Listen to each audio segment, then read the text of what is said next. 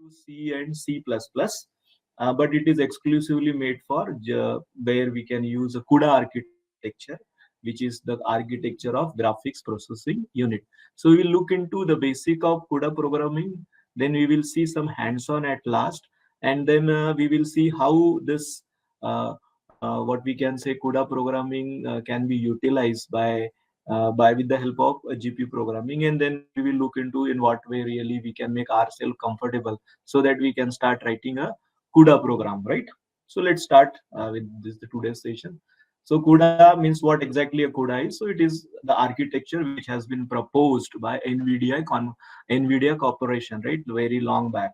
So the initially when this architecture was proposed, right? So that time the intention was only gaming, nothing else.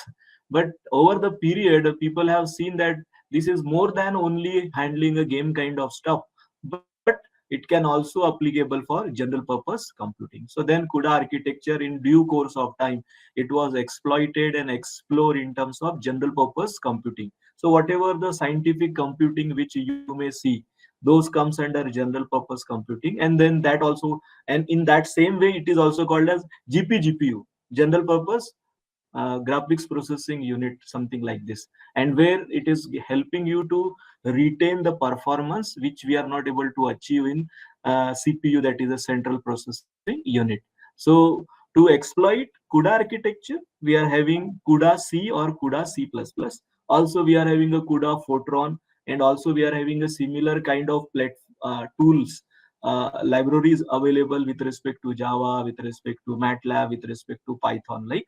But the base of CUDA programming is it is with respect to C and C++. So it is a base, it is the industry standard, so that's why they have started to develop with respect to C and C++. Similar, the it is just only a small extension, right? So you will also like that extension what they have introduced, and by that small extension, right, we are able to write down heterogeneous programming. What heterogeneous, that we will going to talk in due course of time. So as you see heterogeneous, that means there will be a different computing platforms, right? So as you are working with the CUDA programming or CUDA architecture, so you will have CPU available on your machine and GPU available on your machine, right? So this is exactly a different, two different what we can say computing infrastructure. So by using CUDA C or CUDA C++, we are in position to write heterogeneous program. Okay, and how that can be done? That can be done by using API provided. So this CUDA C and CUDA C++, it is altogether the set of APIs. Okay, you will make a call of those APIs.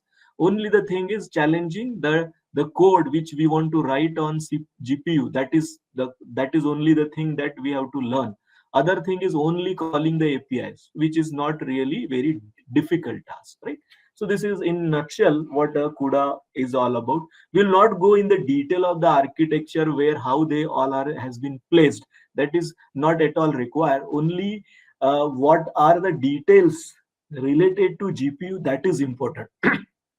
So those detail related to GPU, we'll look into the hands-on session, how from the GPU we can find out the complete statistical detail of GPU so that we can start writing CUDA program, right? So let's move further. So in this session, we'll just look into the introduction related to CUDA C and CUDA C++. So these are the different things that we are targeting, and at last we will going to see the hands-on. So some hello world program we will start with. We'll see how we can write and launch CUDA program, right? This is generally called as the kernels in GPU, right?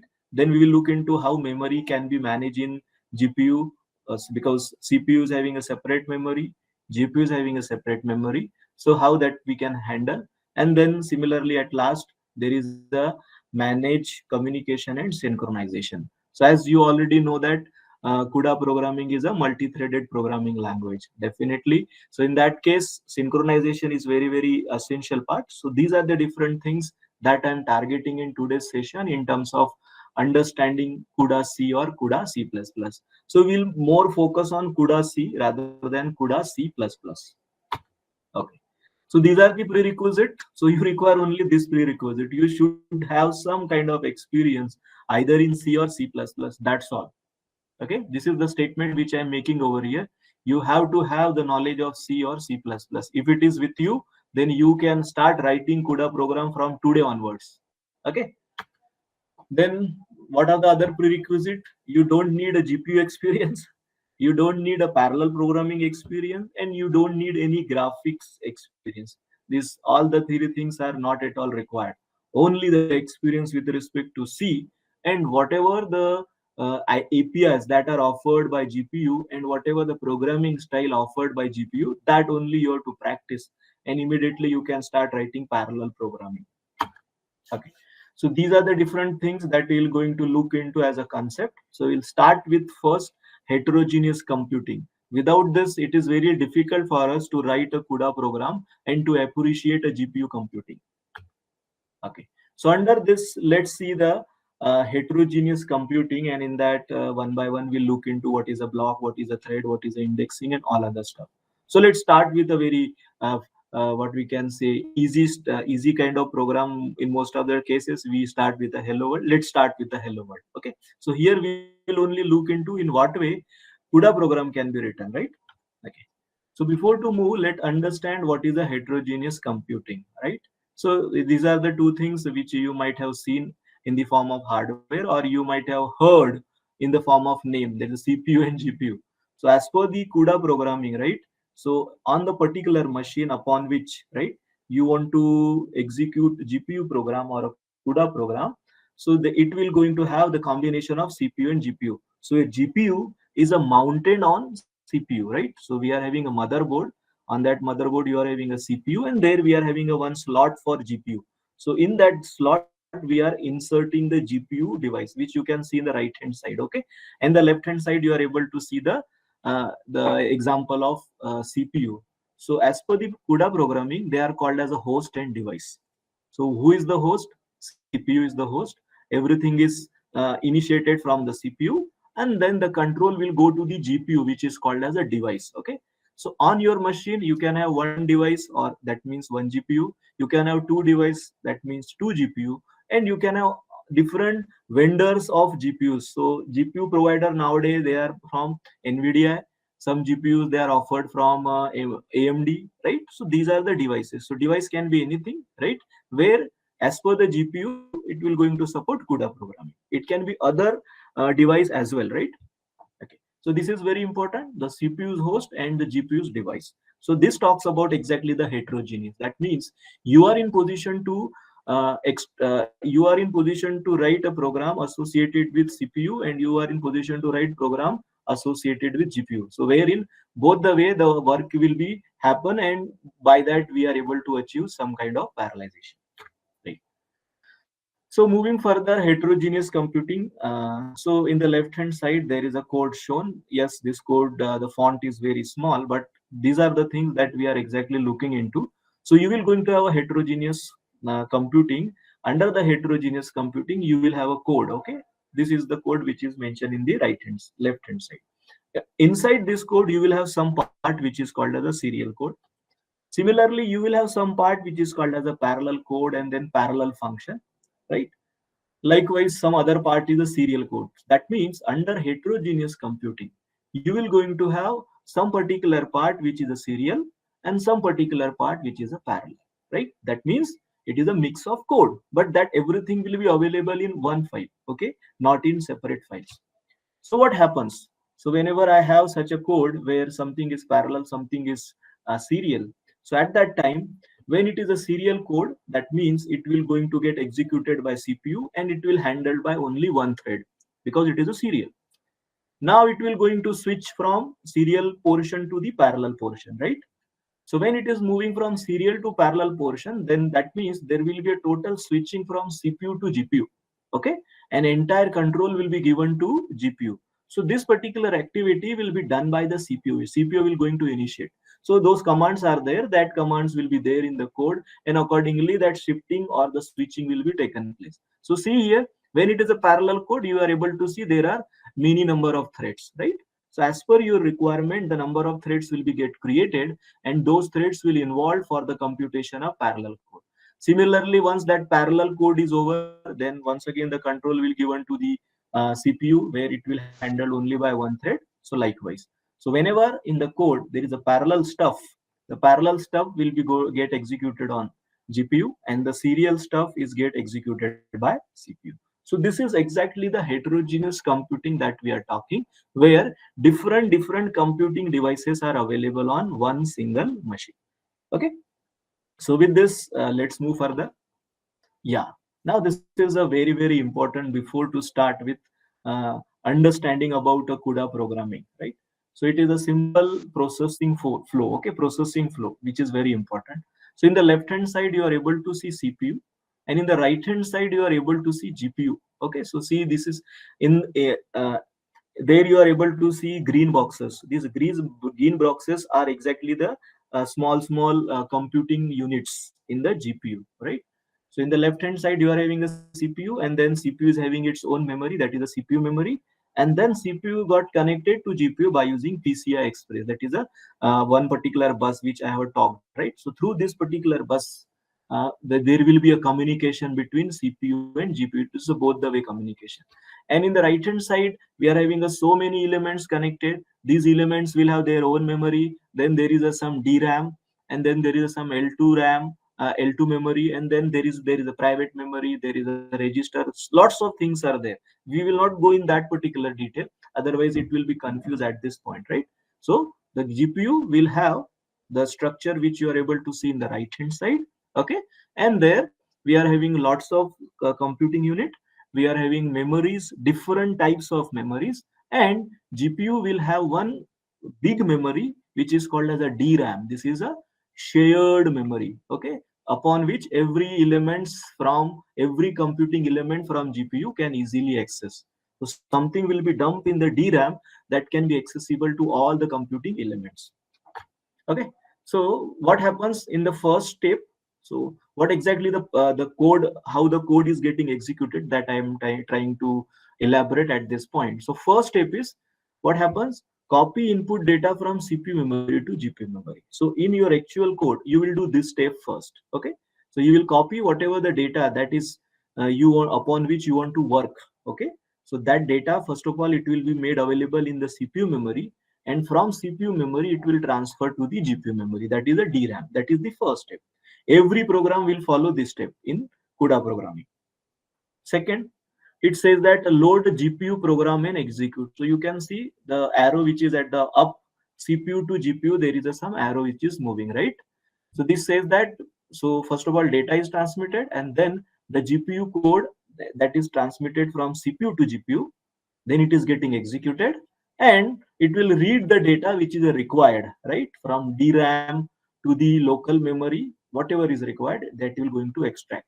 So the first task is transferring data from CPU to GPU. Second task is transferring control from CPU to GPU, so that GPU will going to start execution of parallel code. Then third, so while doing this, in the second step, GPU will perform parallelization. Okay. And it will going to get the output. That output is made available in a DRAM, which is a shared memory. So this is the task done by GPU, right? Then the third task, which is the last step. Last step is copy result from GPU memory to CPU memory. That is the third task and the final task which has been done. So whatever the result that has been computed by GPU and which is available in DRAM is get transferred from GPU to CPU. So this is the regular processing of or regular steps that is there with respect to CUDA program, right? So I believe you might have understood this. Okay. So let's start with the first simple code, hello world, right? So this is the syntax, simple code with respect to C programming, right? But we want to write down this program as a GPU program or CUDA program, right? So as per this is a very standard. So this is also we can execute. So but here it is not having any parallel kind of stuff. So still it will going to give the output. So standard C program which will run on host. See here I made a statement which will run on host. Why? Because there is nothing related to parallelization mentioned. Okay. So that's why the control will not move from CPU to GPU. It will execute it on host. Host means CPU. Okay. So to compile this code, you will require a special compiler which is called as a NVIDIA compiler, and in short it is mentioned NVCC. Like in C, we are having a GCC. So for NVIDIA compiler, we are having NVCC. So just you have to mention on these all in the right hand side, whatever command you are able to see, these all related to Linux. Okay. So you also try in a Linux. So you have to first of all you have to install all the CUDA libraries, everything. Then only NVCC is available. So NVCC, the file name .cu. So all the files as per the CUDA programming, they will have the extension CU. Okay. So you will compile it, and then in the Linux, it generates some a.out file, which is the object file of the program. So you can run this object file, so it will going to give the outcome hello world, because that is only the printf statement which is mentioned, which is only the executable statement. So in this way, NVCC compiler you will use, you have to provide the file name which is a CU, and then accordingly you can get the object file and you will run the file, and you are able to observe the result whether it is correct or not, right? So this is the simple one. Let's move further, and we will going to see more and more detail. Yeah. So hello world. So this hello world, whatever we have seen, this hello world will be executed on CPU, that is host. But we want such a hello world which will going to get executed on device, that is called as GPU, right? So what the changes we have to do? The changes that we have to do, so we have to write down one separate kernel function, which is mentioned by this particular statement, underscore underscore global underscore void, and then the name of the kernel, any name you can give, and then once again a void. That means this is a generic syntax, but as per your requirement, you will going to have that number of variables, right? So this is the particular kernel code we have to write. And then you see the main program, how main program is going to get changed. So in the main program, what we are doing, we are saying that my kernel, there is a triple less than and triple greater than. Inside that, some 1 comma 1 is mentioned, and then there is a some parenthesis and semicolon. So we'll see this what exactly 1 by 1 comma 1 and this parenthesis in due course of time. And then there is a statement called as a printf hello world. So if you see this particular code, okay, and let's you will run this. So inside the kernel code, there is nothing to be get executed, right? So the code will go to the GPU, but there will be no execution because there is no statement inside that global underscore void, right? So still in this program, if you consider NVCC as a compiler, and if you run, so it will still going to produce the outcome hello world. Okay, right? So we will move further, and just like we will try to understand. So the first statement is a global underscore void my kernel. So this is the keyword. It indicates a function, right? It will indicate a kind of a function, and that will get execute, that will run on the device, but it is a call from host. See, this is a very important thing. This global will be getting executed on device, but where it is going to call, it is going to call from host, right? So from CPU it will call, and then it will get transferred to the GPU. That is the one thing. NVCC separate source code into host and device. What NVCC does, it will going to make two different source code internally, right? The source code, that object code which is associated with the code which is getting executed on host, and the code which is getting executed on device, that separation will be done by NVCC, right? So this compiler knows how to do that, what need to be get executed on CPU and what need to be get executed on GPU. So it will going to do. So in that way, what it says that if you the point number one, device function, which is a my kernel, which will be get executed and processed by NVIDIA compiler, and host function, which is called as a main. It is a process by the standard host compiler, which is called as a GCC. So internally, these GCC and NVC, they will be comfortably utilizing their functionalities towards to compute device functions and towards to compute host function, right? Right. Okay. Now, hello world. This is the statement which is this is a very important statement that is required. So in this statement, what we are doing, we are mentioning a three brackets, and they will going to call code, okay, host code to device code. So the moment you will say my kernel triple one triple less than, and then inside that some numbers we are mentioned, and this. So what it will do, it will convert this, it will transfer this host means control from here to device. It is also called as a kernel launch. You are launching the kernel, and launching will be initiated by host. And and then this 1 comma 1 we will see later, because it requires some understanding, so we'll see later.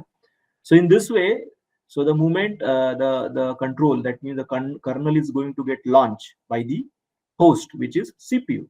So the device will get activated, that is the GPU, and it will start performing the execution. So is required to execute a function on the GPU whenever there is a launch. So if you have written a kernel code, right, and if you are not launching the kernel, so the control will not go to the GPU. So it is the responsibility of the coder, at proper place the launching has to be there. Okay, so this is the code which we have already seen previously. Okay, so as I already mentioned that in global underscore underscore global underscore underscore, we have not mentioned any statement, and still if you try to execute by NVCC, so our job will be only, it will print hello world, because that is only the statement, right? Okay, kernel execution will start, but there is nothing to do. So the control will immediately come to the CPU, and then it will going to print the word, the statement called as hello world. Okay, let's take some another example. Okay, and then we will go in the other details, right? So yeah, so generally we use a GPU for massive programming, right? Means that means you are having a huge amount of data, and then the computation is also huge, so you are allocating this computation to different processing element on GPU, right? So take this example where we want to add two integers, and we want, that is a two vectors, right? And then we want to come up with the result. So let's see this, and then we'll go reverse, right? Okay, so how your kernel will be. Okay, so this is the kernel it require. So we are having a two vector, vector A, vector B, they are going to get added, and then it will produce a vector C. So the kernel will be addition of two vectors, right? So the C, it is a very simple code which we have to mention. So vector A, vector B, vector C. So here we have to use as a pointer, because we will going to map, we will going to handle the GPU memory, right? So that's why we require it has to be the pointer. And then you can see the pointer C is equals to pointer A plus pointer B. In that way, the addition will be taken place, right? So this is the one line code. But suppose you are having a 8 threads, okay? And then suppose your data is consider 64, 64 numbers are there, right? The vector length is 64. So for eight threads will be get allocated to first 8 elements, then another 8 elements, then another 8 elements. So at a time, 8 parallel threads can be get executed. Okay, in this way. So we'll see with the in detail. Okay, keywords. So add will be get executed on device, and add will be called from host. Right. That two things you have to keep on. You have to remember. Right. Now moving further, yeah.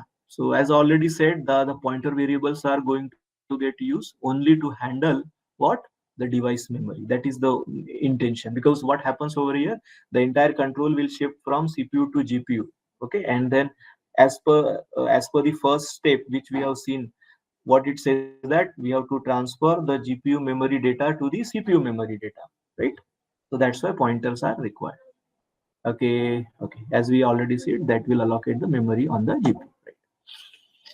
Now, next one is a memory management. So we are having a two memories. One memory is associated with CPU, another memory is associated with GPU, right? So device pointer points the GPU memory. So that means here you are having a two sets of pointers. One set of pointer is associated with device, another set of pointer will be associated with host, right? So we will see another code, so there it will be very clear. So divide pointer, they will only handle the device that is the GPU memory. So they may pass to or from host devices, or may not be dereference in host code, that is possible. Host pointer, they are only pointing the CPU memory.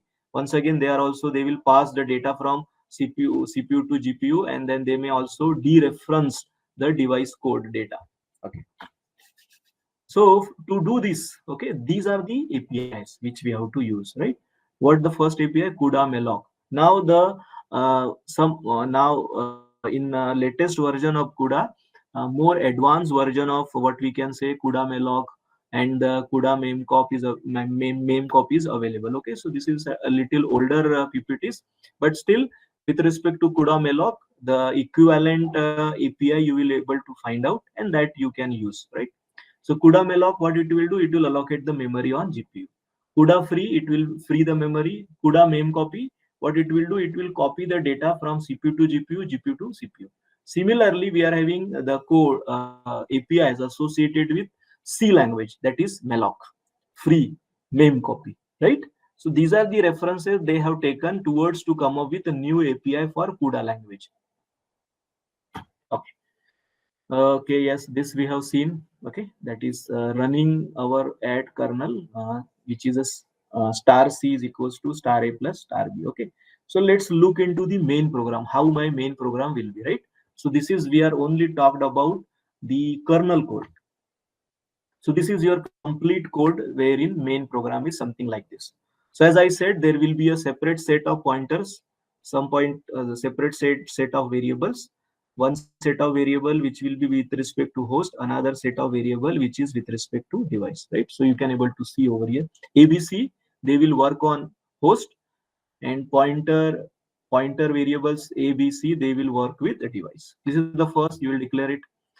And let's say we want to allocate the integer memory. So we have identified what is the size of integer. So as we know that the size of integer, it is a changing with respect to the platforms or the operating system. So we are getting the size. So size is calculated. One integer, how much byte it will going to have it, right?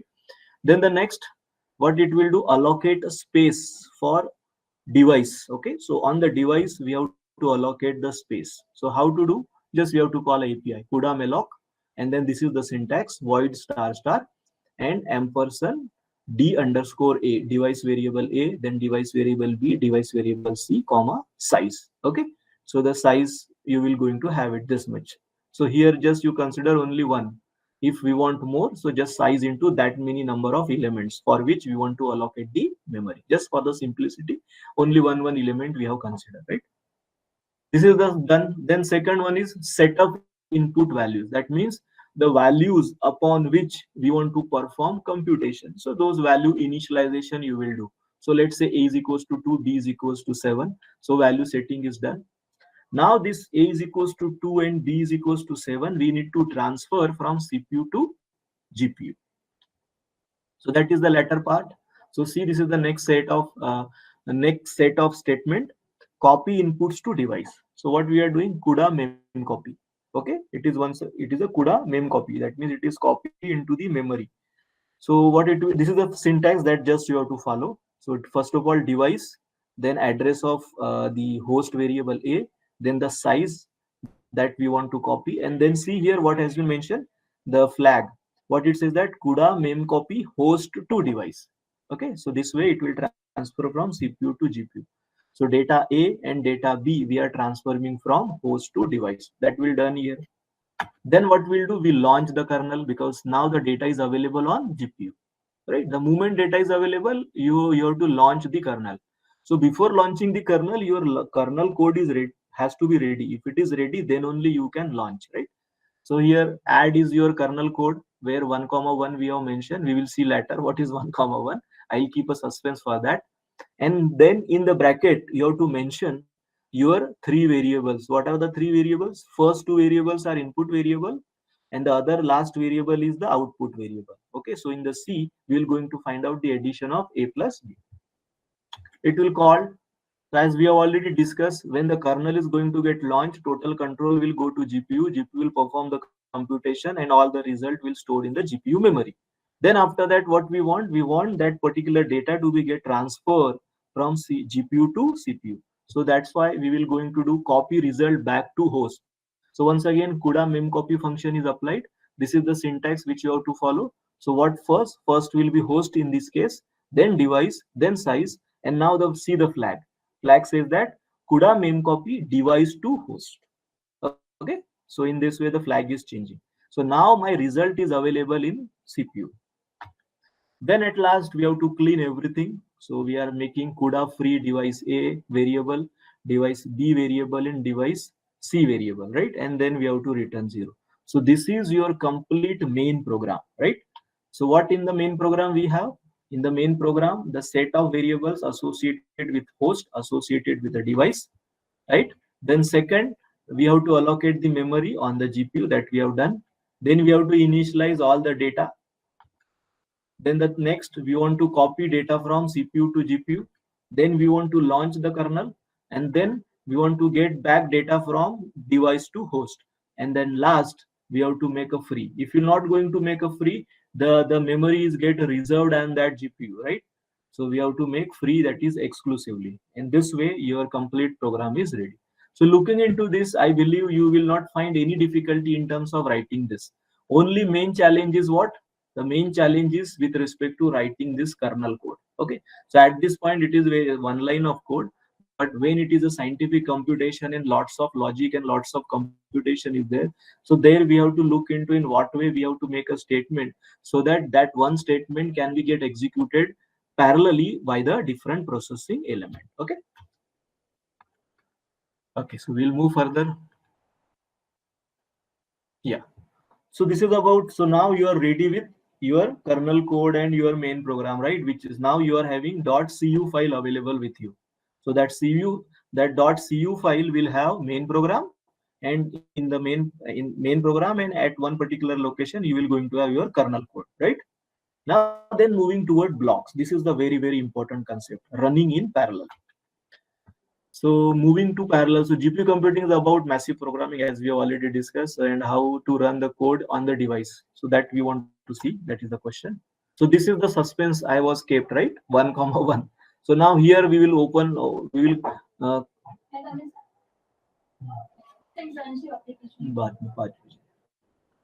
okay. So here 1, 1 indicates that we will look into this.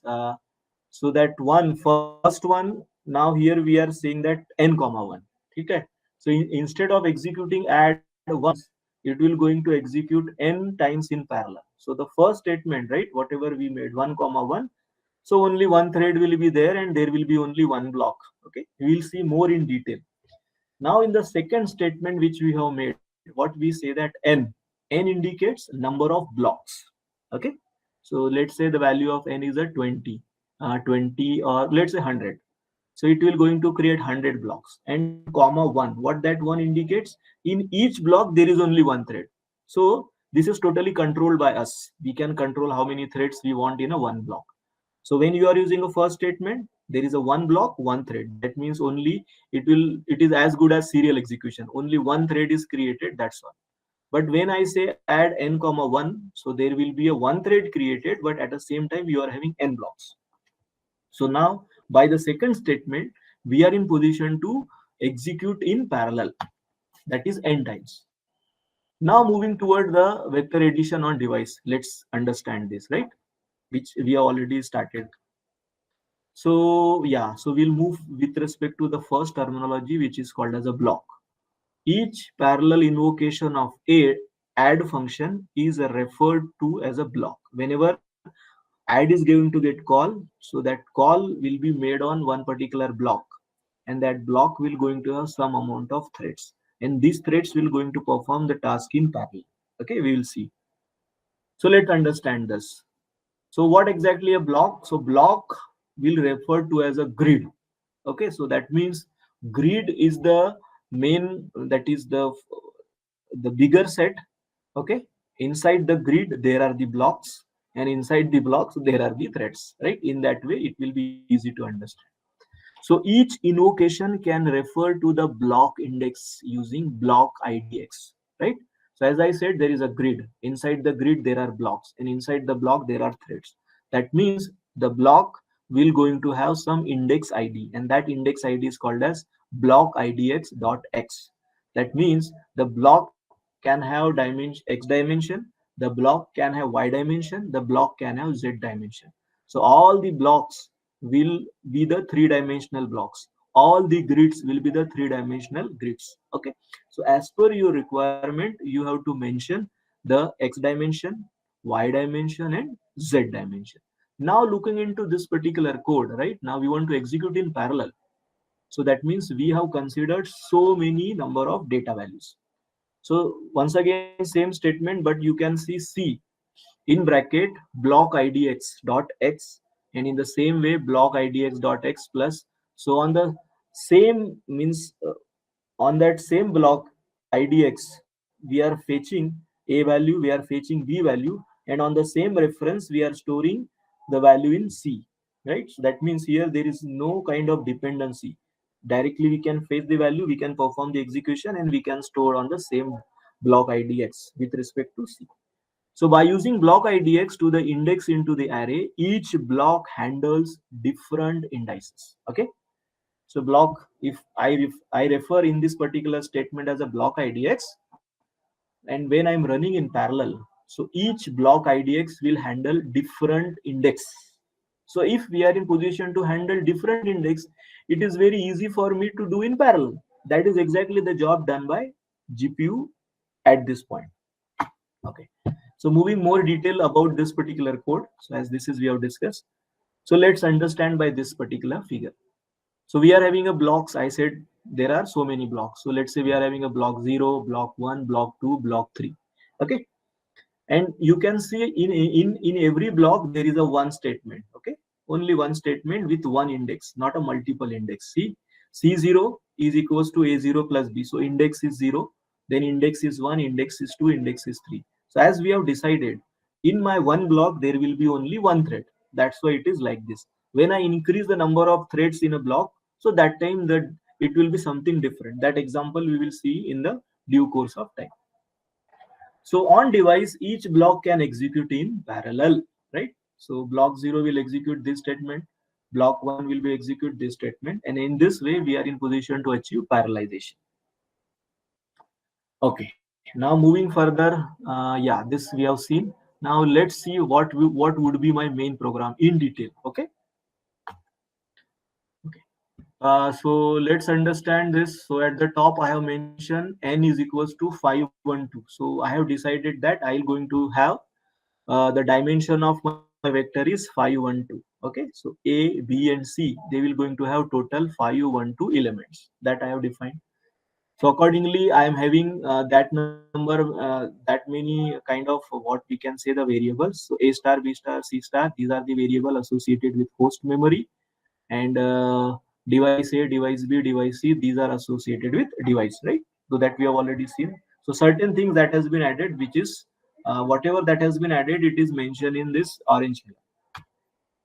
Now this already we have seen. There will be a transfer of there will be allocation of memory on the GPU, that we have seen. This is not the change. Yes, now this is the change. Allocate space for host copies of A, B, and C, and we want to set up the values, right? So in the previous example, okay, it was only an addition of two values. Now here addition of vectors.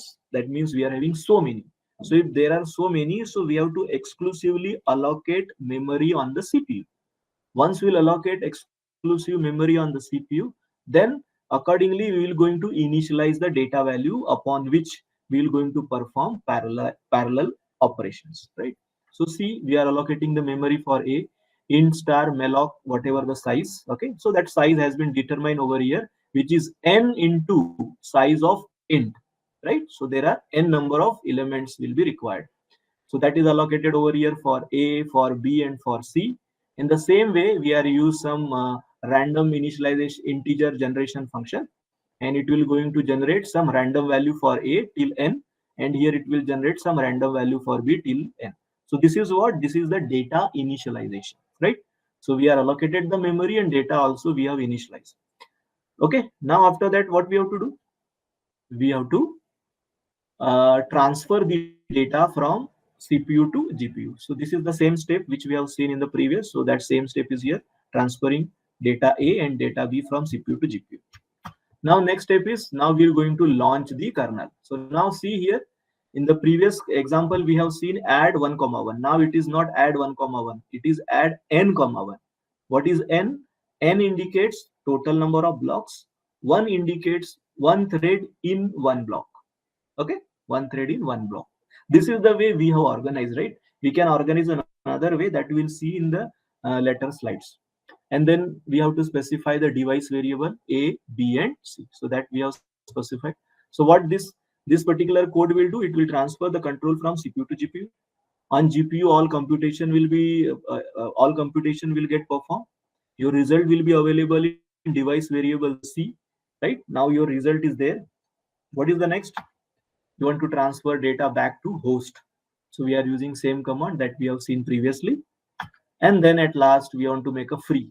So in the previous one, we were not use so many data values for A, B, and C. So that's why there was no free for A, B, C. But in this case, we are using a vector, right? So that's why exclusively free A, free B, free C we have to do. And similarly, CUDA free with respect to variable A, B, and C. So this is your complete program. Okay, complete program which will be available in one CUDA file, only one CUDA file. Okay, so that particular CUDA file will going to have the code this is the kernel code, and then this is the main program. This entire thing will be in the one file, right? Okay, let's move further. So let's review what we have seen. So we have seen the difference between host and device, that is the CPU and GPU. We have understood about the global. Okay, it is getting executed on device, but it is a called on host. And then we have seen that how passing the parameter from host code to device. This is the thing which we have learned till this. Then another review is we have seen that there is a device management command, that is a CUDA malloc, CUDA memcopy, CUDA free. And then we have also seen the different versions of parallel kernel launch. Okay. So one version we have seen 1,1, another version we have seen n,1. And then here what we have done, we have used block ID. Okay. So through block ID, we are in position to access different indices from the vectors, and due to that we are in position to achieve parallelization. So this is about using a block to words to perform the parallelization. Now the next I can consider thread as well. So let's see how thread can be utilized in terms of accessing the vector indices independently. Okay, so block can be splitted into parallel threads. Okay, this is the ideology. So what I have said initially, we are having a grid. Inside the grid, we are having a block. Inside the block, we are having a threads. So minimum one thread you can have, or you can have as many number of threads as per your data values or as per your requirement. So now, as I said, so the block will go into a number of threads. So there will be a change in your add function, right? There will be a change in your add function, and in place of block IDX, you will going to use a thread IDX, right? That is the change. So how that can be done? So this is the particular code that we have to change, right? So in place of block IDX, I'll going to write down the thread IDX. So it is the thread which is associated with a particular block. So once again, this thread will also execute. It will going to access independent, what we can say, indices, unique indices from vector A and vector B, and similarly, the resultant will be stored in the unique indices corresponding to vector C, right? Now let's say what are the changes that we have to make in main program. So this is your main program. So in the main program, we don't require much changes. Okay, all the things are same: host variable, device variable, memory allocation on device, then the memory allocation on host, and the input initialization. That is common. Okay. Now then, data copy from GPU to CPU, CPU to GPU will be same. Now here, when we are launching the kernel, there is a change. Okay, see what is the change. So add 1 comma n. Previously it was n comma 1. What that indicates? N number of blocks and each block one thread. Now what this says, that 1 comma n. Now I will going to have only one block, and that block will going to have n threads. So that n we have already defined, right? What we have defined previously, it is a 512. So this 512, how we have identified? Because we are having a 512 data values, right? So 512 data values can be handled by 512 thread easily. So that's why we have considered n. So this is only the change in the kernel launch. It is no more n comma 1, it will be 1 comma n. So how we read? We read 1 means one block, n means n blocks in a one thread. Okay. And the rest of the code is already known to you. That is, we are taking result back from GPU to CPU. Then we have to free the data on CPU. We have to free that memory allocation with respect to data on GPU. So as the way we are handling the indices, right? The kernel launching with respect to 1 comma n or n comma n will change. Okay. So this is about the thread. Okay. So directly with respect to thread you can do. Now the next one is indexing. Okay. So here we'll look into complete detail of thread block at a and what we can say grid. Okay. So now what we want to do, now we want to combine block and we want to combine thread both at the same time. Okay. So we have already seen one with respect to thread and one with thread ID and one with respect to block ID. But now both we want to use at a time, because most of the time you will have large amount of data. So for large amount of data, you can't say that you will going to have only one block and there will be a 2000, 3000 threads. No. Okay. So you will have a blocks and each block will have some amount of threads. Okay, so many blocks with one thread which we have seen, and one block with many thread that we have seen. But now we want to see the other aspects, right? So let's adopt the same example, that is a vector addition where it will going to use a block and thread both. So why will comes that we'll know, and let's discuss data indexing first. Okay, so that is exactly called as indexing array with block and thread.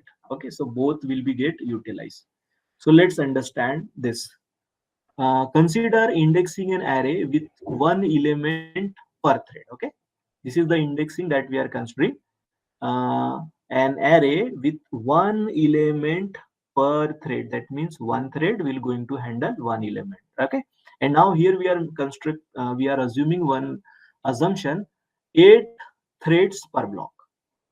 That means here you will going to have many blocks, and every block will going to have 8 threads. So take the example. Okay, so this is the very wonderful example by which you can easily understand in block ID and the thread IDs, right?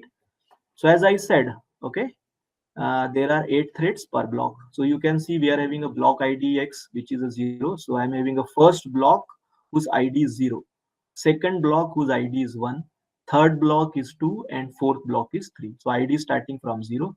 And as we have decided, each block will going to have 8 threads. So see here you can have threads 0 to 7. These are the 8 threads. Once again 0 to 7. These are the 8 threads. So to have the identity of this thread, or to know the index of this thread, we are having the variable thread ID X. Okay, in that we are in position to. Okay, so likewise, so for every block we are having a threads. So in each block we are having a 8 threads starting from 0 to 7. These are the indices. Okay, so now this is the concept. Okay, and now from this concept we want to use block idx as well as thread idx, both in combination, right? So both in combination, how we can have it? So as we have decided, m threads per block, and they will going to access a unique index for each thread. Okay, unique index for each thread. And what would be that formula? That formula is this: int index. So this indx, this will going to help you to extract a unique index with respect to independent thread. So what the formula is? Thread idx plus block idx into m. Okay. So this m is talks about total number of threads in a block. So by using this formula, we can consider thread idx plus block idx, and then it will going to generate one unique address, and that unique address will be handled with respect to unique threads. So this is the combination of block ID and thread ID, so that unique addresses are generated with respect to the array available. Okay. Let's take an example. Okay. If you understood this, I believe you will going to help me to give the answer for this. Okay. Okay. So for this, I require your what we can say uh, engagement, right? So I expect you to give me the answer for this. If you understood this, okay, this particular concept. So I'm expecting from your side, please try to give me the answer for this. What it says that which thread will operated on the red element. Okay, this is the red element. This is the complete indexing of the array starting from 0 to 31. That means total 32 data values, right? Once again, we are for simplicity, we are considering that Each block will going to have 8 threads. So accordingly, this total 0 to 32 will get divided into number of blocks. Each block will going to have 8 threads. So with this, how we can get the how we can identify which thread will going to work on this RAID index? Yes, anyone? If you are calculating the Mm-hmm. if we are starting from the I think you might be using two devices. You might be using two devices so that you are speaking from one devices and then second device is making a echo. ऐसा कुछ if तो we हो रहा calculate है. हाँ. from thread 0, then it's a So second. If it's a 1, 2, 3, then it's on third. so if that means if this 32 is there, you will going to divide into 8, right? So you will going to get total number of blocks. So first block will have total thread 0 to 7, right? Second block will have a threads from 8 to 16. Okay, and then another will be from letter and then likewise. So the moment I'll show you this particular figure, so we are in position to find out which is that particular thread will get operated on RAID element, right? So m is equals to 8, which I said, that is it. Uh-huh. So m is equals to 8, that means 0 to 7, 8 threads. Then there is a, so this is a block number 0, then there is a block number 2, 1, and then there is a block number 2, and then likewise block number 3. So now this red block, red element 21, it identified in block number 2, and that will going to get handled by thread ID 5. Okay, which is starting from 0, 1, 2, 3, 4, and 5 till 7. Right, so this way. So ultimately, this is the formula. So by applying this formula, which we have just seen in the previous slide, you are able to get that 21 correctly. Okay, so index is equals to thread idx plus block idx into m is equals to 8. So thread idx you will find out which is a 5, and what is the block index is 2 and into 8. So now we are getting 21. So in this way, by using this formula, the CUDA GPU will identify the proper index and it will going to extract the data from there, and accordingly it will perform the operations independently. So likewise, by using this formula, index is equals to thread idx plus block idx into m, we can able to generate all the addresses uniquely, right? And once all the addresses are uniquely, we can assign these addresses to the threads, and threads will going to extract the data, and they will going to perform the assigned operation. Let's move further. Now here we are adding one more thing. Okay, so use of built-in variable. There is a one built-in variable is there, which is called as a block dimension x. What this block dimension x? It will going to tell you what is the dimension of block. Okay, so as per this figure, we are having a block 0, we are having a block 1, we are having a block 2, we are having a block 3. Okay, in this case these blocks are 1D blocks. Okay, they are not a 2D blocks. So whatever maximum number of thread, that will be going to become the dimension of the block. So that we can see over here. So we are using in place of m, right? In this formula we have used m, right? So as we said that m is the number of threads. So rather putting this m, we can directly use an inbuilt variable block dimension dot x. Okay. So you will use, it will identify whatever the dimension of that block. So what is the dimension? The number of threads. Okay. So it is uh, x, and then by that you can come up with the generic formula, right? Where we are using a thread idx, block idx into block dimension x. So okay, this is a combining the version of it to use the parallel. Okay, that's fine. So with this, now this formula that you have to use, right? So now see here, the global underscore global underscore void of add with respect to index formula, it is changing. And with respect to writing C is equals to A plus B, that will also change. And that depend upon the index variable. So index is equals to thread idx plus block idx into dimension x. So now you have to use the variable called as index with respect to C, with respect to A, and with respect to B. So it will calculate this particular operation in parallel. Okay, so accordingly, what changes that we have to make in main program, that we'll look into, right? So what is the changes? The changes are highlighted at the top by orange color. What is the changes? N. So now here we are considering n is little larger. Previously we have considered n was 1512, right? Now here we are considering n is 2048 into 2048, right? That means these many data values. N means talks about data values, right? So this we are considering. And after that, we are also defining another constant variable called as thread per block. Now here we have to specify how many block will be there in a one thread, how many threads will be there in a one particular block. So we are decided that 512 threads will be there in a block. Now then we have to decide how many blocks, so that we will see when we will going to have that kernel launch formula. Okay, so these two things that we have to add when we are using thread id, block id, and block dimension, right? So this code is once again known to you. Initially, variables associated with host, variable associated with device, memory allocation on GPU, memory allocation on CPU, and initialization. The next is data transfer from CPU to GPU, and now here it is a kernel launch. So now in the kernel launch, you will going to get bigger thing. What is the bigger thing? The first is n, that is the total number of data values, right? If you take that total number of data values divided by threads per block, so by this you will going to determine total number of blocks. Then there is a comma, it is in white color, that's why it is not visible, but there is a comma, and after the comma, thread per block.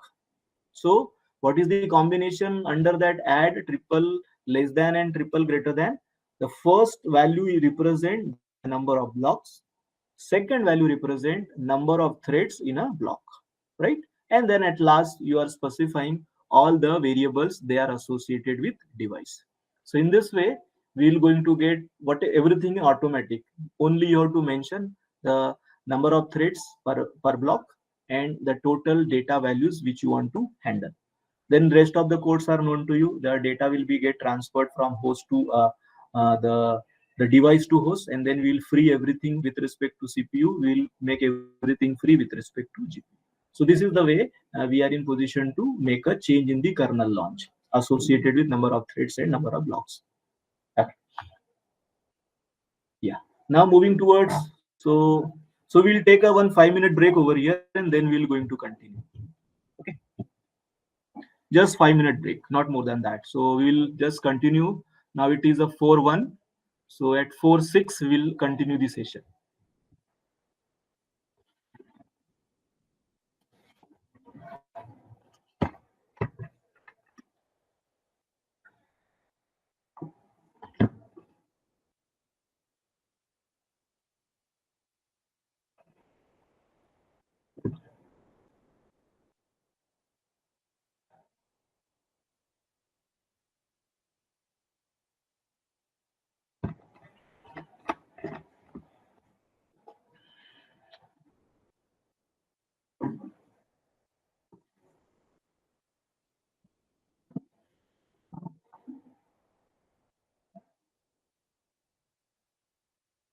Yeah, good afternoon, all participants. Just one announcement for all of you. If any one of you facing any problem regarding accessing S.P.I.T model account, please comment in a chat box. Please comment in the chat box your email ID. Please comment your email ID in chat box. Any participant facing any problem in accessing S.P.I.T model account, please comment in a chat box because you all going to give quiz today at 9:10. So please cross check once again, and if you are facing any problem, please comment your email ID in a chat box. The same email ID which you have used for registration of FDP. Thank you.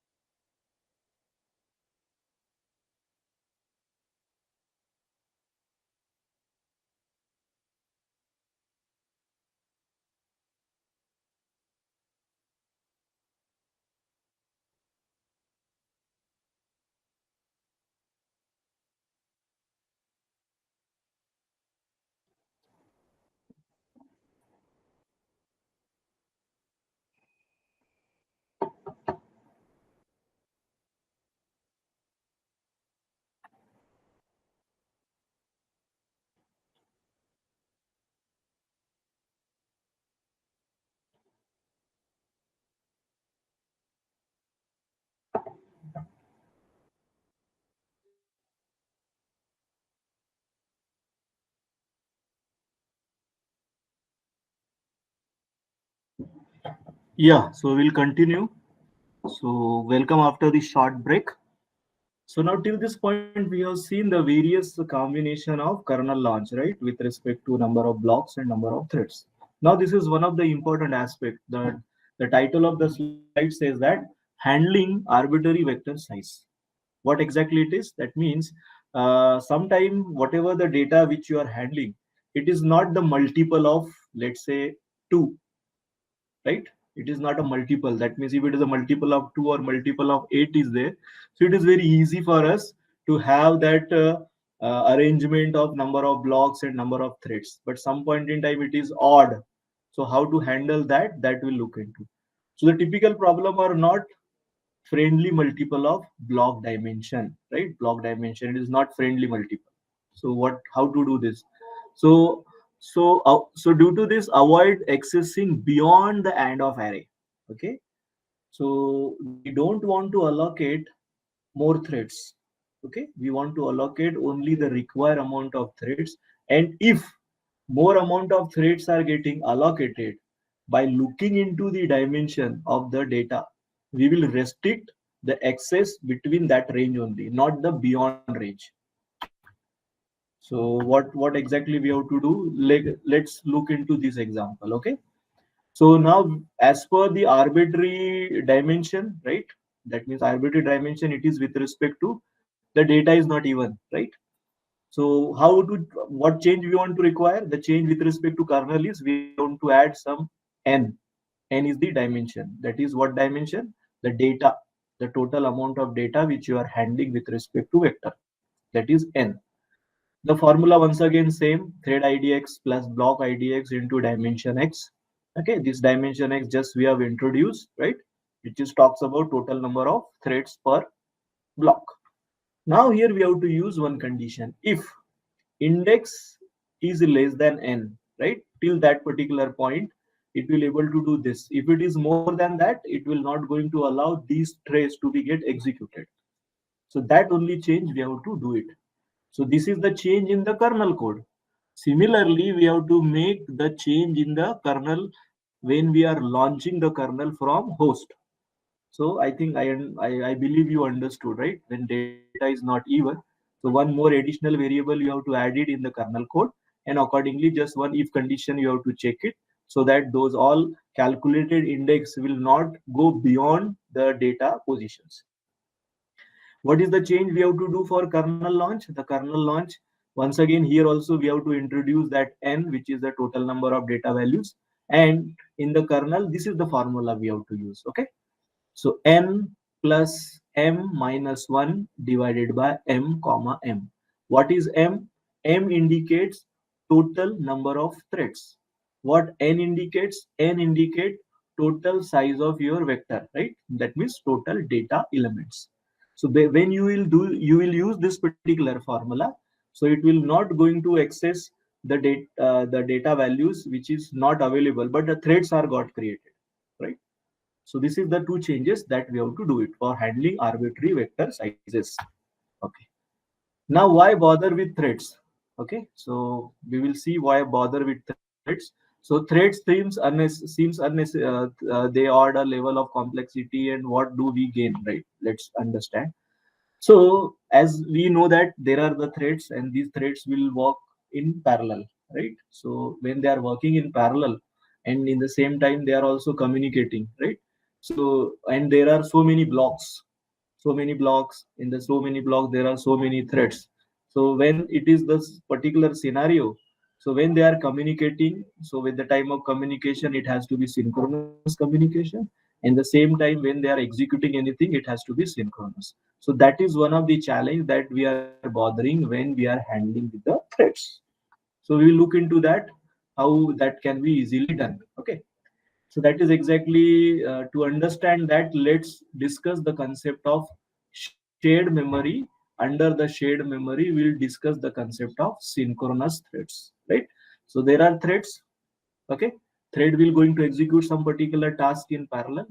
So why synchronization is required? Synchronization is required so that all the thread when they start their job, they have to wait at the end of that particular execution, so that if there is another parallel reason, So then they, when they want to enter into the another parallel region, they must enter at the same time.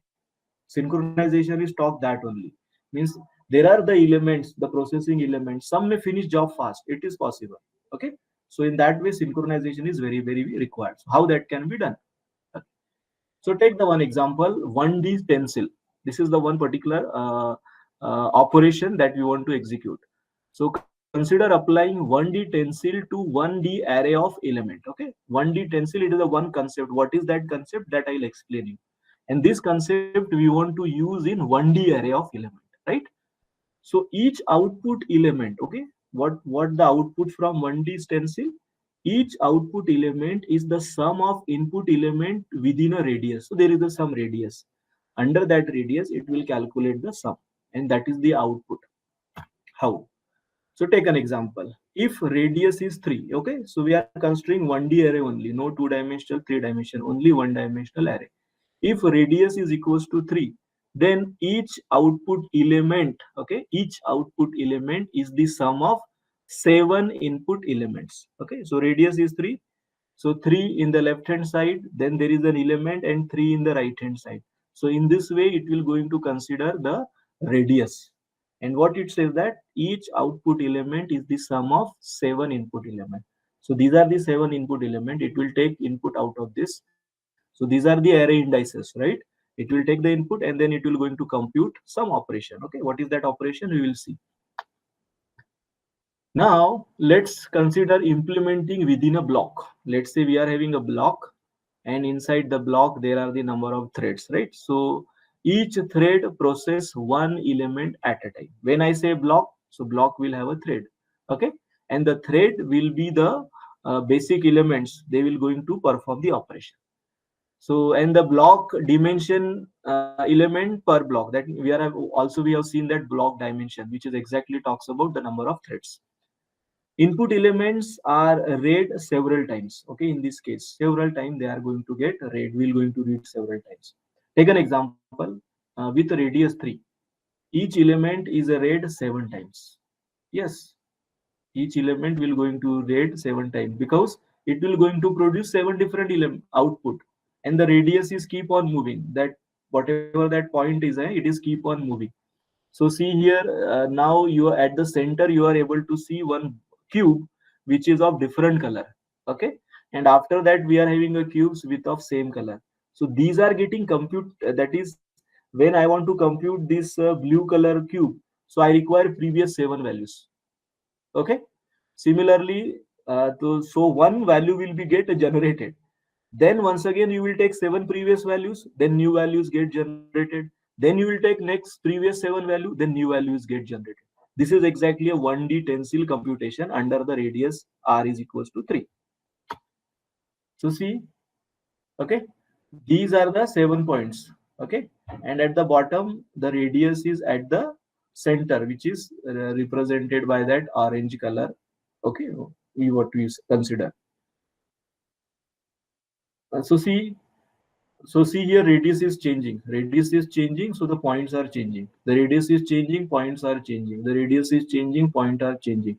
So the moment radius change, there will be a different 7 points, and these 7 points will going to perform the operation, right? So I believe you understood this way. The moment radius are keep on changing, the points will be changed, right? So this is exactly the 1D tensile. How it is getting computed and how the synchronization is required, that we'll look into.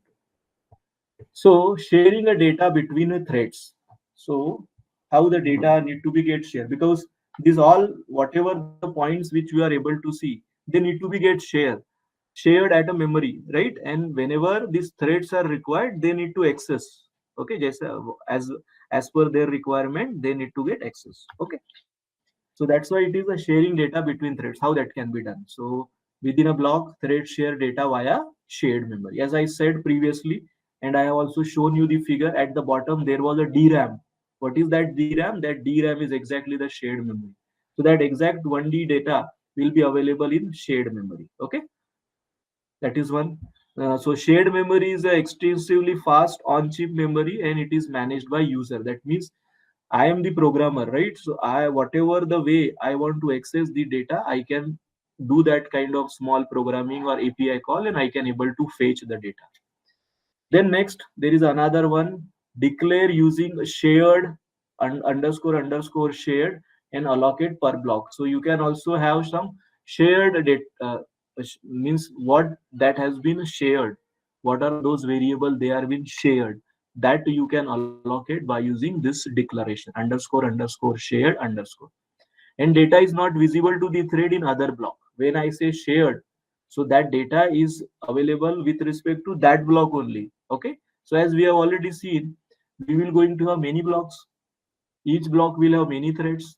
So when I say underscore underscore shared underscore with respect to a particular block, so that block, uh, whatever the threads associated with that block, they are in position to access that shared values, no other block threads, right? That is the meaning of this. Okay, so let's move further and try to see so how that can be get implemented as a shared memory, right? So the shared memory, as you know, the data will be shared among the threads, but within a block, not outside the block. Okay, so let's understand how that can be done. So here we are considering a cache data in a shared memory. Okay, so whatever data is there, that we are putting in shared memory. So it says that read, what read, block dimension plus 2 into radius. So block dimension is what, the number of threads in a block plus 2 into radius. So 2, the radius we have considered 3, right? 3, right? And then that is going to get added with that particular dimension. So read input element from global memory to shared memory. So we are having some global memory. Okay. So from global memory, data will come to the shared memory. So now you may ask, what is my global memory and what is my shared memory? So global memory means where all the threads are able to access. Shared memories, it is only associated with one block. Okay, it is only associated with one block. So that means initially the data will be global, but later on it will going to become shared. That means there is another level of memory in GPU, right? And this shared memory is closely related to the block. That is one. Then it says that compute block dimension output element. So there will be a kernel code. By using that kernel code, it will do it. And then write block dimension x block output blocks to the global memory. That means whatever the result that is available in shared memory, these all result will be returned back to the global memory. So block dimension you can see as per this particular figure, that is the total number of data values that we are handling. Okay, so what will going to happen in this case? We are requiring, as I said, what we are reading, block dimension plus 2 into radius. That means additional 6 blocks will be there. Okay, 3 halo in the left and 3 halo in the right. Why it is required? It is required to adjust that entire computation. Otherwise, we are not in position to make an entire computation, right? So each block need a halo of radius element at each boundary of 3 3, and then this is the particular block dimension. Okay, that is the requirement in this case, because that radius is there and we have seen that it is moving one position, so radius change hota jayega aapka. So now let's see what is my stencil kernel. Okay, what exactly it is. So as the name suggested, it requires some input variable in and output variable out, right? So first of all, it will allocate the shared underscore underscore shared, and now here we are using a temp is a variable. So block size, that is the entire size, plus 2 into radius, as we have already discussed in the previous slide. This is done. Then it will going to have global index and the local index. What is the global index? Global index means the memory which has been accessed by all the threads, and local index, the memory which is only accessed by the threads with respect to particular block. Okay, so this formula already known to you, thread idx plus block idx into block dimension x, and the local index is very simple, that is a thread idx plus radius. That's all. Okay, whatever thread radius, in that you just add the radius, so you will going to get first. What is the radius? Radius is 3. So third element, that is the fourth element in that block, will be the first element upon which it will going to work. See this? Okay, here. So where your elements start at the bottom row, the element start from this, and before to that there is the radius 3, right? So this we have to leave it, and then we want to start from this position. So that's why this is required, that by that it will going to have the local index calculated. Okay. Then it says that read input element into shared memory. So we'll read input element. So how we are reading temp local index position. We're going to store the value from global index in, right? So whatever the green which you are able to see, they are going to get stored, not the block, not the black one. Black one are the additional halo blocks, right? Then what it says that if thread idx is less than radius, okay, when it is less than radius. So temp is what we can say, the local index minus radius is equals to in, that is the input array in g index minus radius. So by that these three are going to left, and from the fourth position onwards those particular thing will be going to get adjusted. Then here it is going to calculate a temp, which is local index calculated already, plus block size. Okay, plus block size. So by that, what we are doing, we are just reading the input element into the shared memory. Okay, so it is equals to in global index plus block size. So by that, we are getting all those particular data values made available in the shared memory. ये हो गया. Now I got the data in the shared memory. Now apply the tensile formula. Okay, how it will going to compute. So now here this is only your kernel code. See, so now in the first time your kernel code is becoming bigger, right? Before to this we have seen only 3 to 4 lines. So now we want to perform this computation. So result is equals to 0. Then we are considering the offset. So offset is equals to minus radius, because by that particular offset we'll keep on moving our pointers, which we have seen in the previous slides. And offset less than is equals to 3. That is the condition that we are checking. And then offset plus plus. Okay. So what offset initially we had? Offset is equals to initially minus radius. That is minus 3. So then result is getting computed. Result is equals to result plus temp local index plus offset. So first value, second value, then radius, then first value, second value, and third value. Total 7 elements are they are getting added by this formula. And then you will store this result into the global index as a result, right? So this is complete kernel code, right? And by this kernel code, we are in position to compute 1D tensor. So here there may be a possibility that some data race condition come. So I believe you might be knowing the data race condition, where the same data value will be get exposed or extracted by different thread. That is the data race condition. So the tensile example is not work at that particular point when data race condition is there. So take an example. Okay, suppose a thread 15 read the hello before thread 0 has fetch it. Okay, so see here all the threads are working in parallel. That is the first thing. Okay, so I believe it is a little bit confusing, but just try to understand what I'm trying to communicate.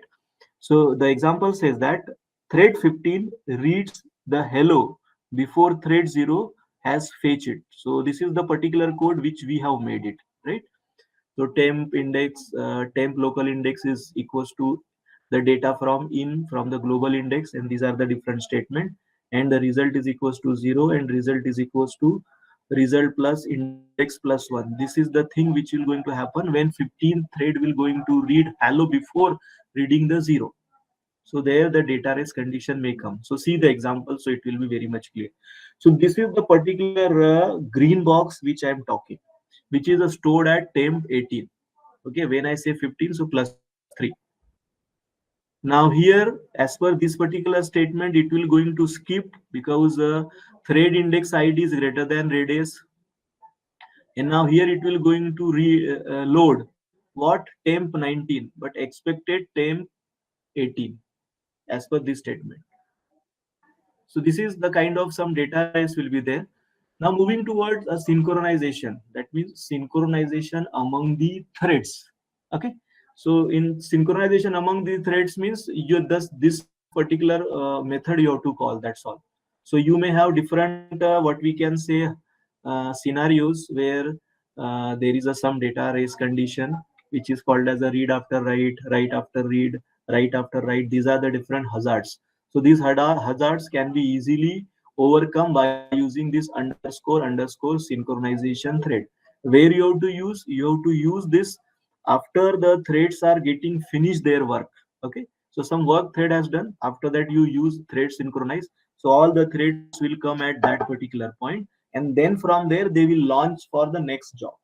So all thread must reach the barrier. So what is the barrier? Barrier is this function underscore underscore synchron thread. This is the barrier. At this barrier, all the threads will report.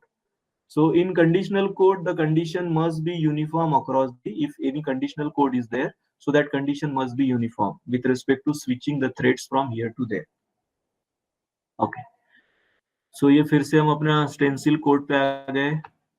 Okay, where synchronization we'll going to put in the that kernel code, we will going to put at here at last. Okay, so that we can ensure the proper computation of all the values with respect to local index and global index. Here only you have to put, and the rest of the code is once again same. Okay. So this is the thing that whatever we have learned till this point. So we have seen how we can launch the kernel with a number of blocks and number of threads. We have exploited block ID, IDX, then we have exploited thread IDX, block dimension as well. And then we have seen the synchro underscore underscore shared, where we can store the data which will be shared among the threads with respect to a block. And then we have seen the synchronization, which is a kind of a barrier. Okay, so now we will not go for asynchronous operation. Now we'll look into the kind of a hands-on, so that you can relate and you can see how the code can be executed and implemented. Okay, so I'll switch from here. Let me open my Google Colab.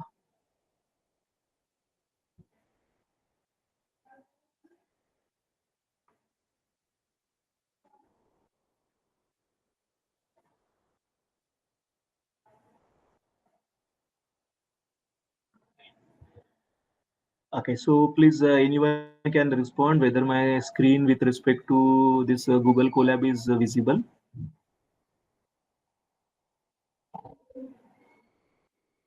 Yes, sir. Yeah, okay, thanks. So you need not to bother for where from I can purchase a GPU in that. No, not at all required. Just you have to have a Gmail ID.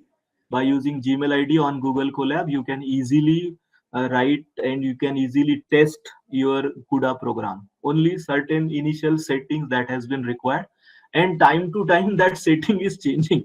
So previously, when I've given a similar talk on at some particular places, so that time these all codes were working.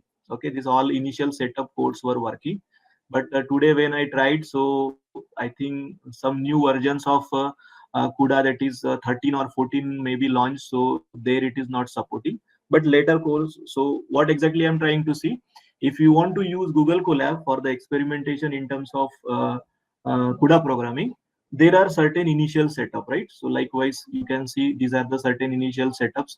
The old CUDA things need to be removed, and then the new CUDA things need to be get updated. So if you run this particular command, so it will get execute, and then it will set up the environment. That is the first thing. At this point, there is a change in the new version, so that's why it is not working. But this kind of commands will be required. If you Google out, you will get it, the latest one. That is the first thing. Second, after that, once these commands will execute, then once again there is a set of commands. So where in this set of commands you are asking for the particular CUDA, what we can say, version. Okay, particular CUDA version file. So here at that time I have used a CUDA 9.2. Okay, but now we got a latest one, so now this is depreciated. So that's why in the morning I tried, but I couldn't able to connect. So this is another set of command that you have to try. Okay, once it is executed, okay, then you have to check for this exclamatory mark nvcc dash dash version. Okay, so whatever the two commands which I have shown right in the cells, if they are successfully get executed, okay, successfully, then you have to check for exclamatory nvcc dash dash version, and then it will going to show you the complete version. Once again, as both these two commands failed, okay, so that's why it is not showing me the version. but it will going to show you the version, let's say 12.2, something like this. Okay, once you will get the appropriate message, that means your NVCC compiler drivers are properly installed, right? After that, now what we want to do, we want to work with a Jupyter notebook. This is the Jupyter notebook, right? So to work with the Jupyter notebook, you have to install this particular, you have to execute this particular command, right? Install git plus git and then here NVCC for Jupyter, something like this. So you will run this command. Once again, this command will run, and then you can see that successfully installed NVCC plugins. This is the older version. So once again, for a particular command, you will get a satisfactory, successful answer. The moment it is done, at last you have to load the NVCC plugins, right? So once the NVCC plugins are there, so how many commands are there? The one command I have shown. This is the first set, one set of command. Then this is the second set of command. Then this is the third set where we are just checking NVCC is installed or not. And fourth is where we are just integrating NVCC compiler with the Jupyter. And the fifth command is we are loading NVCC plugins.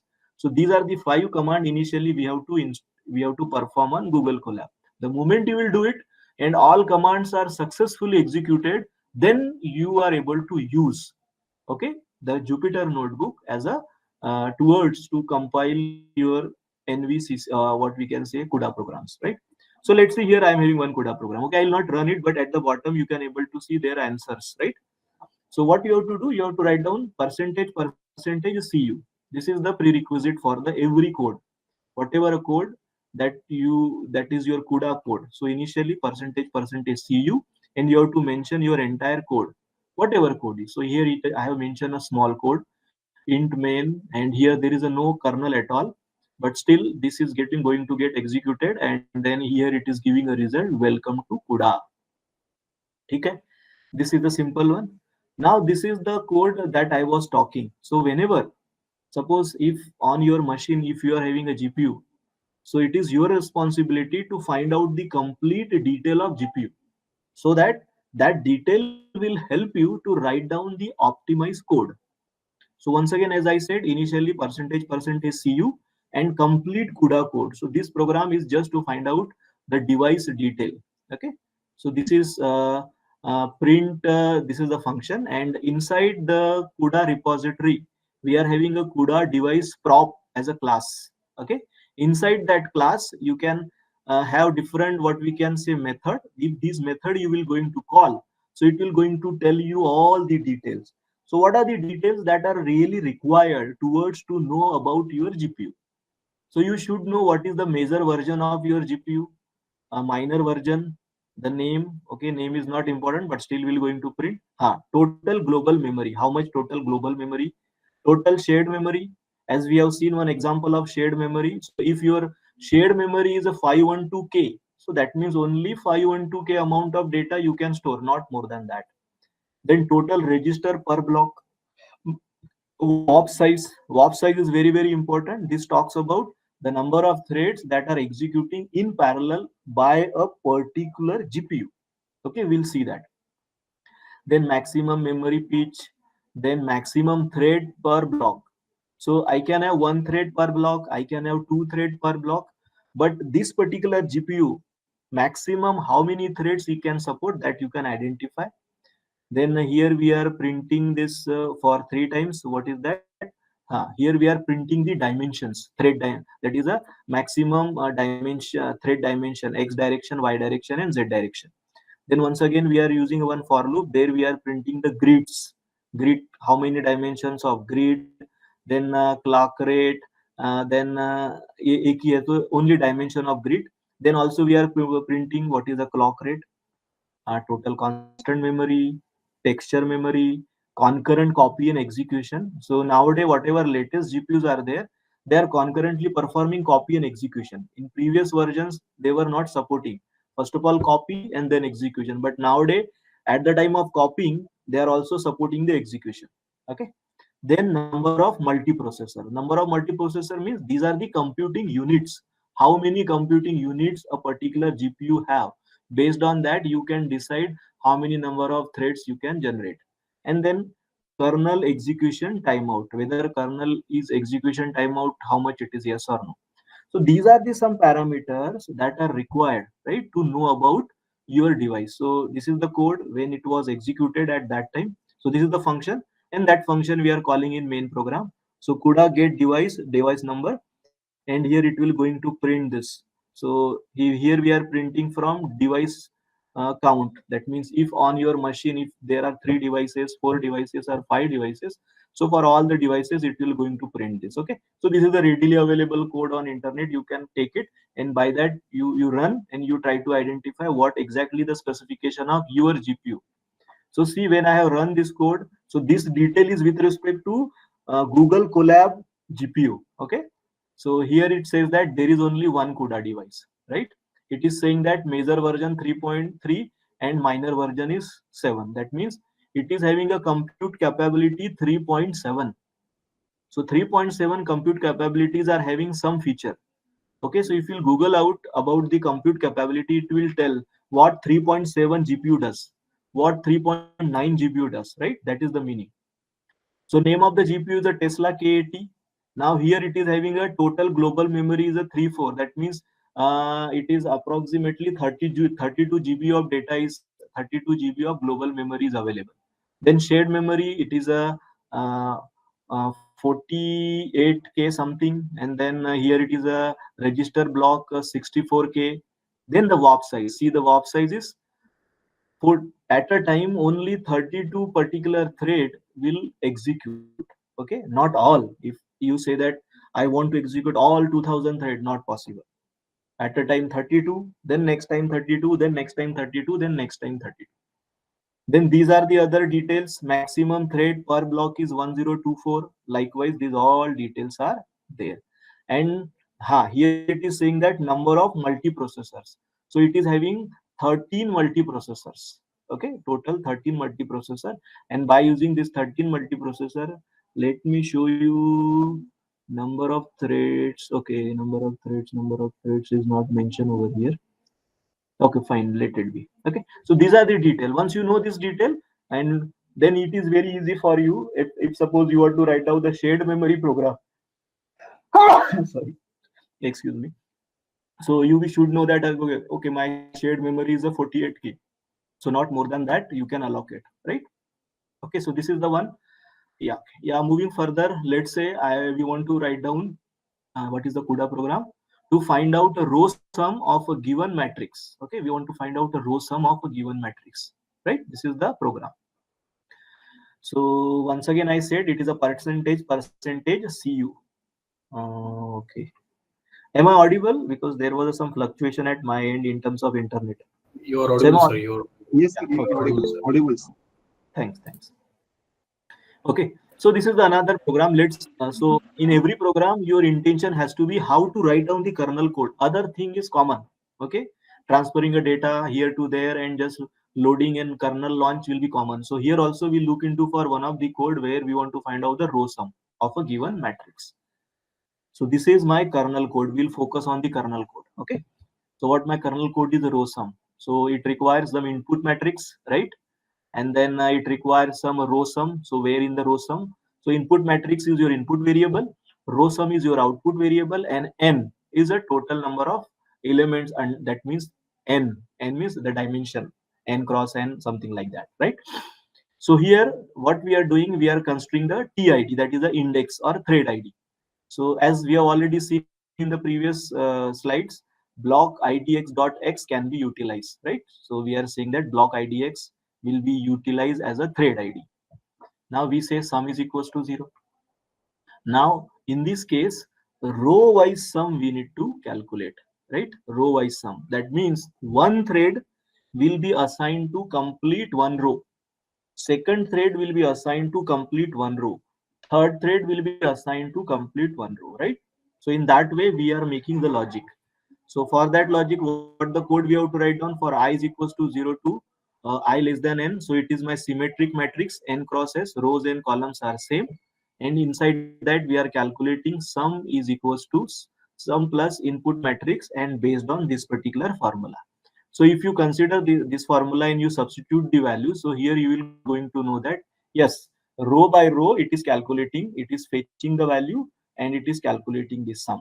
Once the sum is calculated, that we are storing in sum row TID. Okay, because there is only one sum for one row.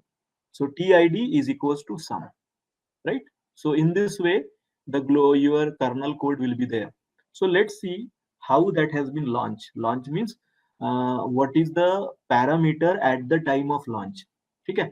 So see here at the up, we have decided the number of threads can be 1024 maximum, and you can specify number of threads of okay, 10 number of threads we have decided 104. So this